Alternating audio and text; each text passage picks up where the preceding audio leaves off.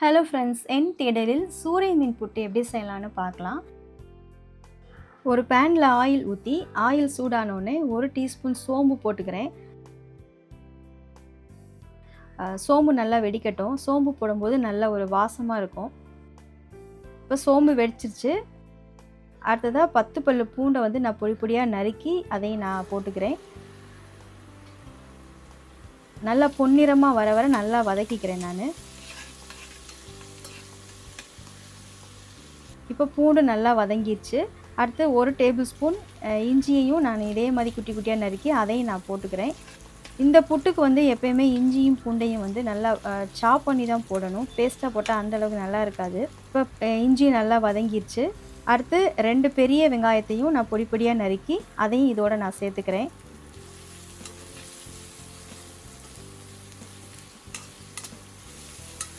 வெங்காயம் நல்லா வதங்கிக்கிட்டு இருக்கு. நல்லா வதங்கட்டும். அடுத்து 4 பச்சை மிளகா நான் போட்டுக்கிறேன். பச்சை மிளகா மட்டும்தான் இதில் நான் சேர்த்துக்க போகிறேன். அதனால் எனக்கு எவ்வளோ தேவையோ அதை நான் போட்டுக்கிறேன். இப்போ பச்சை மிளகாவே நல்லா வதக்கி விட்டுட்டேன். அடுத்து நல்ல ஒரு வாசத்துக்காக கொஞ்சம் கருவேப்பிலையும் நான் இதோட சேர்த்துக்கிறேன் நான். இது எல்லாமே நல்லா வதங்கிக்கிட்டு இருக்கு. இந்த வெங்காயம்லாம் நல்லா வதங்கணும். இதெல்லாம் வதங்கிடுச்சு. இப்போது வேக வச்சு உதிர்த்திருக்கிற இந்த மீனையும் வந்து நான் இதோட நான் சேர்த்துக்கிறேன்.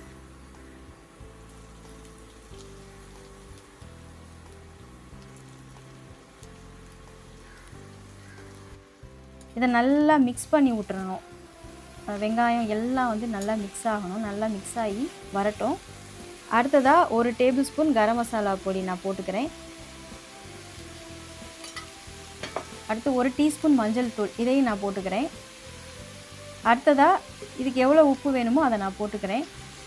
எல்லாத்தையும் ஒரு தடவை நல்லா மிக்ஸ் பண்ணி விட்டுக்கிறேன். இந்த கரம் மசாலா பொடி போடும்போது நல்ல ஒரு ஃப்ளேவர் நமக்கு கிடைக்கும். கொஞ்சம் நேரம் நல்லா இது வந்து சிம்லேயே வச்சு நல்லா வதக்கிக்கிட்டே இருக்கணும். நல்லா வதங்கட்டும். இந்த மீன் வந்து தண்ணியிலலாம் போட்டு வேக வைக்கக்கூடாது. ஏன்னா சுறா மீன் புட்டுக்கெலாம் நம்ம செய்யும்போது அந்த மீனை வந்து தண்ணியில் தான் வேக வைப்போம். ஏன்னா அந்த தோல் வந்து உறிஞ்சு வர்றதுக்காக. இந்த மீனில் வந்து ஏற்கனவே தோலை உரிச்சனால நம்ம ஆவியில் வேக வச்சா மட்டும் போதும். இப்போ நல்லா வதங்கிக்கிட்டு இருக்கு. இந்த மீன் வந்து குழந்தைங்களுடைய மூளை வளர்ச்சிக்கு ரொம்ப நல்லது. இதில் நிறைய பெனிஃபிட்ஸ் இருக்குது.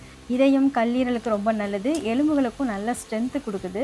அதனால் இந்த மீன் கிடச்சிச்சின்னா நீங்களும் வாங்கி புட்டாவோ இல்லை ஃப்ரையாவோ வந்து செஞ்சு பாருங்கள். இப்போ நல்லா வந்து வதங்கி சாப்பிட்ற ஸ்டேஜுக்கு வந்துருச்சு. இந்த நேரத்தில் 1 டேபிள் ஸ்பூன் பெப்பர் பொடி போடணும். நம்ம பவுடராக போடுறதுக்கு பதிலாக நல்லா கல்லில் வச்சு தட்டி போட்டிங்கன்னா இன்னும் நல்லா டேஸ்ட்டாக இருக்கும். அடுத்ததாக கொத்தமல்லியும் இதில் தூவி விட்டு இறக்குனிங்கன்னா ஆரோக்கியம் நிறைந்த சூரை மீன் புட்டு ரெடி. நீங்களும் செஞ்சு சாப்பிட்டு பாருங்கள். இந்த வீடியோ பிடிச்சிருந்துன்னா லைக் பண்ணுங்கள், ஷேர் பண்ணுங்கள், கமெண்ட் பண்ணுங்கள், சப்ஸ்கிரைப் பண்ணுங்கள். தேங்க்யூ.